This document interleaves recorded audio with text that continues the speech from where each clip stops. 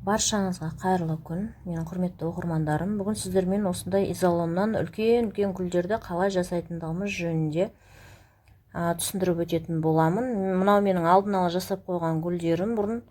Енді мына жерде қараңыздар, мынау лампочкаға жабыстырылған осындай изолон. Бұның зияны жоқ, яғни бұл жерде арнайы мынандай күйдірмейтін лампочка бар ортасында, қараңыздар.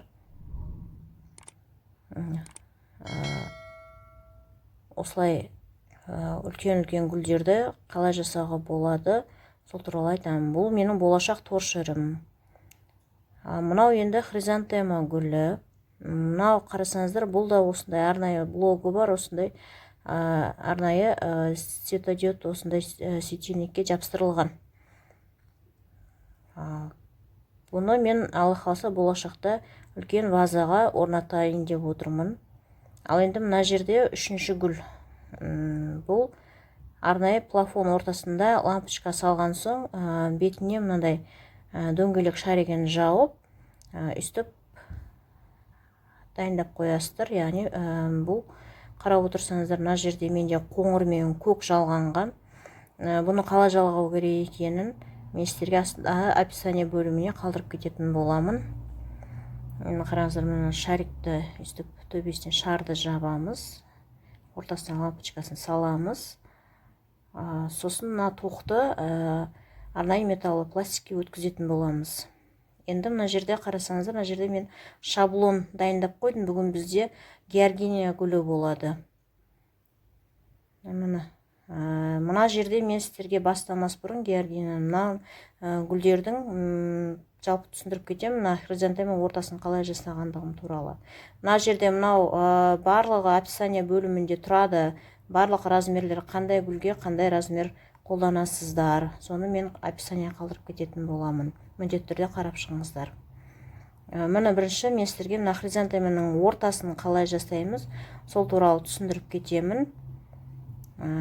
Ортасы сәл басқаша. Ал енді біз қазір менде мынандай металл пластиктен жасалынған осындай арнайы зат дайындап алдым өзіме. Осылай картонға жабыстырып, яғни бұл қалың картонмен осылай ыңғайлап жасап алсаңыздар болады.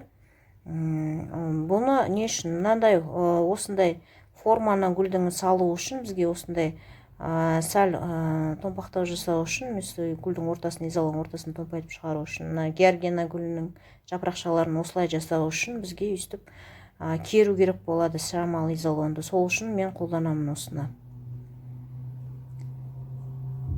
Енді қараңыздар, мен сіздерге мынау ортасынан көрсетейін. Ортасы қалай жасалынады бұл гүлдің. Барлығын түгел көрсетпеймін. Тек қана ортасы қиындау, сәл кішкене ортасын түсіндіріп өтемін. Ал басқа жапырақшаларын мен описаниеда көлеммен, жағаға керекті размермен тастап кетемін. Барлығын жазып көрсетіп кетемін. Енді сіздер сол жерден қарап өздеріңіз жасайтын болсаңыздар кесіп аласыздар. Міне ортасын мен осылай кесіп шығамын. Міне бірден формасына салып, қараңыздар, осылай кесіп шығамыз.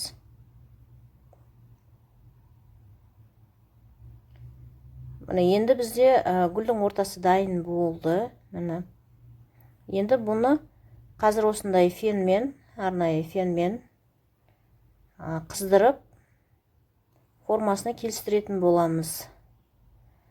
Міне шамалы фен қызған соң осылай бастыра отырып, міне осындай басын біріктіріп жіберсеңіздер, жабыстырып жіберсеңіздер, жабысып қалады бір-біріне сыған кезде.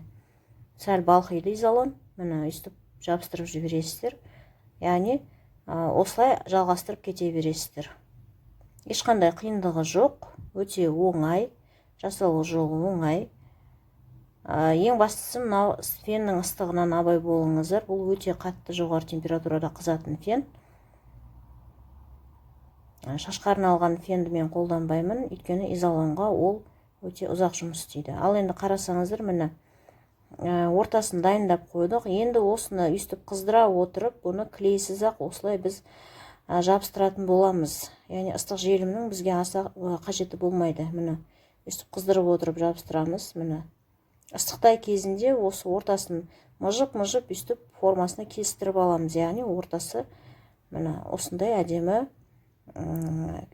түрге келеді. Міне қараңыздар, міне түрі қандай әдемі болды. Ортасы міне дәл ортасында, мына хризантеманың ортасындағы тұрған осы форма осы. Міне өте оңай, қарасаңыздар, өте жеңіл жасалынады. Енді қалған гүлдердің қалған жапырақшаларын кесіп өздеріңіз осылай шетінен жабыстыра беретін боласыздар. Міне қараңыздар, мысалға бұлай бөлек-бөлек жапырақшаларды кесіп алған соң, өстіп тізіп шығасыздар, бірінен кейін бірін жабыстырып. Еш қиындығы жоқ. Осылай болып шығады. Ортасын көрсеттім сіздерге, ең маңызды бөлігін. Енді мына жерде плафонды аламыз. Бұл бізде қазір георгиния гүлін бастайық деп жатырмыз. Мен де мынандай осындай 3 түрлі размерде шаблон кесіп алдым өзіме керек размерде. Осыны аламызда мына өлшемдеріне қарай отырып кесіп алған соң изолонға салып бастырып керек форманы шығарып аламыз дағыны. Жұмысымызды бастаймыз. Бізге қарасаңыздар, мен мына жерде мынау осындай малина түсті плафон изолон қолдандым. Енді осыны мен қалай жасадым, сіздерге шамалы көрсетіп жіберейін. Мына құрылғыны біз қалай пайдаланамыз. Осылай сәл қыздырып аласыз дағыны. Өстіп шамалы бастырып отырған кезде, ыстықтай бастырып отырған кезде өзі иіліп ыңғайлы формаға келіп қалады. Міне қарасаңыздар, өте оңай, өте жеңіл. Болған соң осылай екі шетін қайырамыз дағын жабыстыра саламыз. Тағы біреуін көрсетейін түсінікті болу үшін. Дәл осылай етіп бастырасыздар. Шамалы ұстап отырасыз. Тым қатты тартуға болмайды изолонды, себебі ол жыртылып кетеді. Шамалы ғана бастырасыз осылай. Енді қалған мынау жабыстыратын бөлігін жай қызып тұрған ыстық желіммен жабыстырсаңыздар болады. Міне ортасында мынандай форма қалды. Өзінің томпайған формасы қалды. Міне.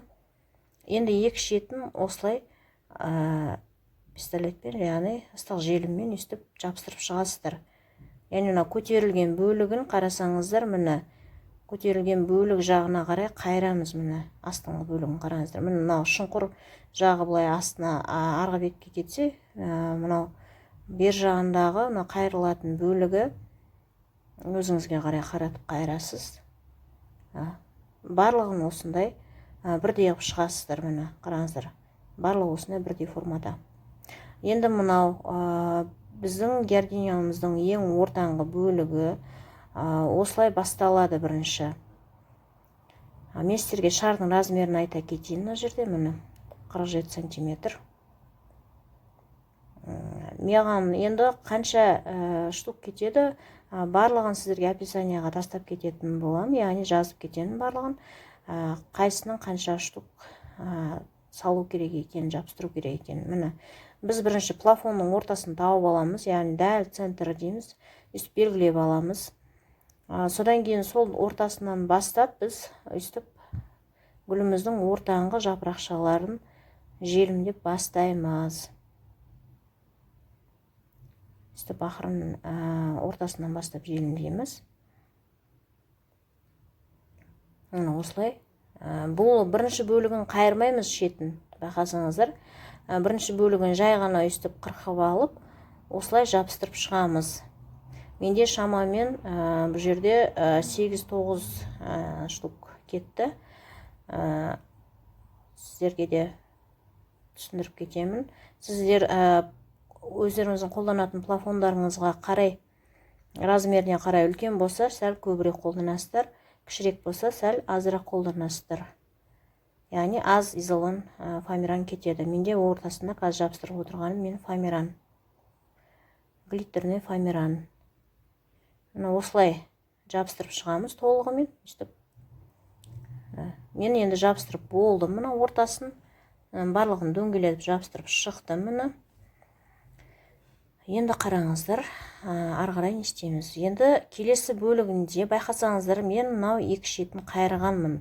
Мынау ортасы шұңқыр болған жағын. Бұны да мен осылай арнайы осы трубамен формасын кестіріп, осылай жасап алған болатынмын. Пистолетпен қыздырып, яғни жаңағы немізбен, фенімізбен қыздырып, осылай жасап алған болатынмын. Енді қазір осыны пистолетпен жабыстырып шығамыз, яғни ыстық желімен ары қарай ортасын тізіп шығатын боламыз. Келесі бөлігін, келесі қатарды екінші қатармен осылай ыстық клеймен жабыстырамыз. Мұны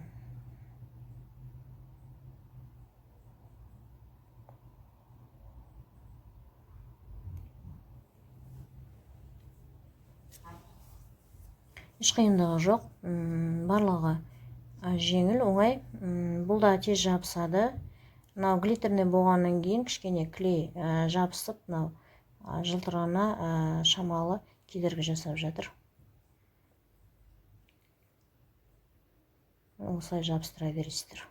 Міне ортасын жабыстырып болдық. Келесі қатарды, екінші қатары бұл енді. Енді үшінші қатарға мынау сәл кішірек шаблонды алып, осылай дайындап қойғанбыз. Мынау үлкені, мынау кішісі. Осы келесі қатарды дәл осылайынан етіп жабыстырамыз. Яғни бірінші қатарды былай сыртқа жабыстырсақ, екінші қатарды ішке жабыстырамыз деген сияқты өйстіп кезекпен жабыстырамыз. Міне бірінші қатардың біз томпайған жағын, яғни көтерілген бөлігін өзіңізге қарай қаратып отырып жабыстырасыздар. Егер бірден бұлай сырт жағымен жабыстыратын болсақ, ол тіптен гүліміз қатты ашылып кетеді. Сүйкімсіз болып көрініп қалады. Сол себепті осылай бастаймыз. Мені жабыстырып болдым. Мына бірінші қатары бітті. Қарасаңыздар, мені барлығы, мынау екі беті жабыстырылған жағының барлығы өзіме қарай қарап тұр. Енді келесі бетін, келесі сәл үлкендеу шаблонымызды аламыздағыны байқасаңыздар, мына шұңқыр жағын, міне шұңқыр ойық түскен жағын біз керісінше жабыстырамыз. Яғни мына бөлік өзімізге қараса, келесі бөлігінде біз керісінше ішке қарай қарататын боламыз. Көтерілген бөлігін. Ол біздің гүліміздің дәуіріп жаңағы үлкенірек болып ашылып тұрғандығын көрсететін болады. Қазір жабыстырып болған кезде түсінесіздер. Қарап отырыңыздар мұны.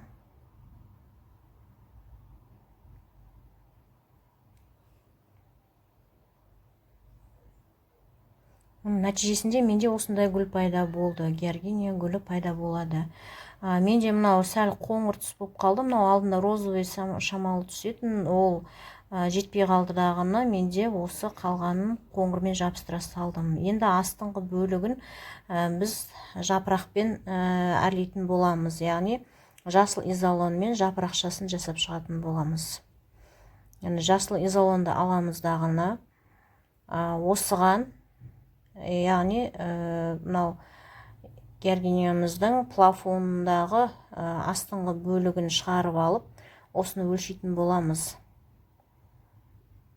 Қарасаңыздар, міне мен шығарып алдым, шешіп алдым дағыны. Енді осыны өлшейміз қазір. Қарасаңыздар, мынау домалақ осы жердегі осы домалақпен бірдей етіп дөңгелек сызып шығатын боламыз. Біз бұны шпажканың көмегімен сызамыз. Осылай дәл ортасына қарай алдым, себебі мына шет-шетінде мына былай қарай менде жапырақ жүретін болады. Жапырақтың формасын жасау үшін мен шетінен бастамаймын. Осылай бірінші дөңгелек ортасын жасап аламыз. Қараңыздар, ойып шығардық. Міне енді шаблонымызды аламыздағы осыны жапырақша жасайтын боламыз. Жапырақтың формасын кестірдік. Енді жапырақтарды да өйстіп шамалы бастырып аламыз. Ыстыққа изолонмен өйстіп шамалы формасын кестіріп аламыз. Фенмен қыздырамыз дағыны. Осылай етіп бастырып аламыз. Мынау менің бетіндегі сызықтарды мен жай ғана шпажканың көмегімен сызып дайындап осылай жапырақтың түрін келтіріп алдым.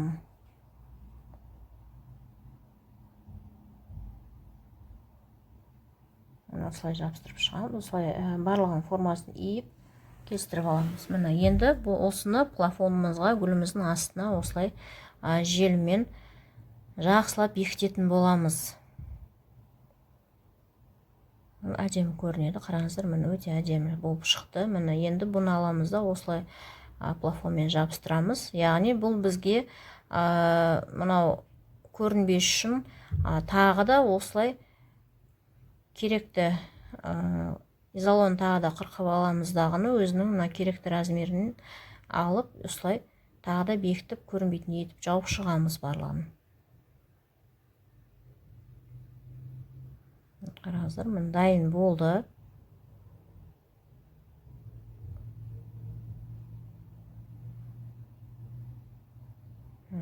Керекті бөлігін, мына артық жерін барлығын кесіп тастаймыз осылай. Енді мынау бізде роза гүліміздің жапырағы. Бұны қалай жасаймыз? Соңында шамалы көрсете кетейін сіздерге. Міне гүлді жапырақты біз шаблонға салып кесіп аламыз да осылай. Өстіп қайшымен формасын келістіріп аламыз. Бұны біз осы роза гүлге міне өстіп қойып шығамыз. Мына форманы мен жапырақшаны осылай жасауымның сіздерге қазір көрсетейін. Қалай шығардым осы форманы. Яғни мына жерде біз бірінші ыстық фенге шамалы қыздырып аламыз дағыны. Осылай қолымызбен еректеп шығамыз. Яғни мына ыстықтай кезінде осылай бұрап жіберсеңіздер бүйтіп, сонда өзі арнайы формаға келе қалады. Міне осындай жапырақшалар болып шығады. Енді өстіп астыңғы бөліктерін, тым артық болып тұрған сүйкімсіз бөліктерін алып тастаймыз. Яғни тым төртбұрышты болып кедергі жасайды бізге. Осылай жабыстыра береміз.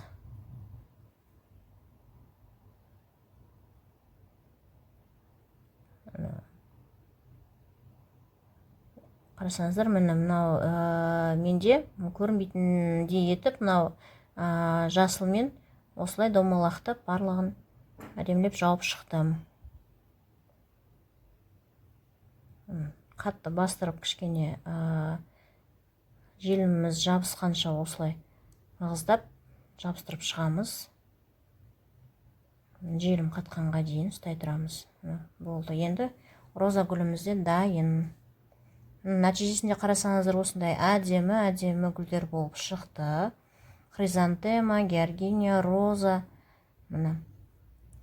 Енді бұл менде болашақ торшыр болып шығады. Алқасы мүмкін сіздерге қызық болып жатса, астында комментария бөліміне жаза кетіңіздер. Тағы да видео шығарсын десеңіздер, яғни осының нәтижесінде қандай торшыр болып жасалынғанын көргілеріңіз келсе жаза кетіңіздер. Қош, сау болыңыздар.